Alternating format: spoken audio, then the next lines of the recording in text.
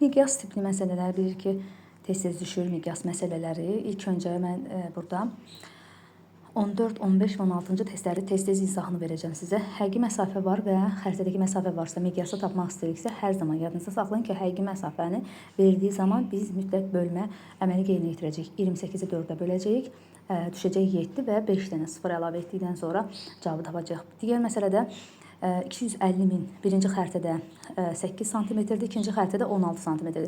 İlk öncə biz həqiqi məsafəni tapmalıyıq. 250.000-dən 5 dənə 0 siləndə 2,5 eləyir. 2,5-i 8-ə vuracağıq və aldığımız cavabı 16-ya böləcəyik. Yəni birinci həqiqi məsafəni tapıb, daha sonra ikinci xəritənin miqyasını tapacağıq. Digər məsələdə iki məntiq arasında həqiqi məsafəni verir. Həqiqi məsafə varsa hər zaman bölmə əməliyyatı yerinə yetirəcəyik. Burada 5 0 silinəndən sonra 200 qalacaq, 600-ü 200-ə böləndə cavab 3 düşəcək. B variantı.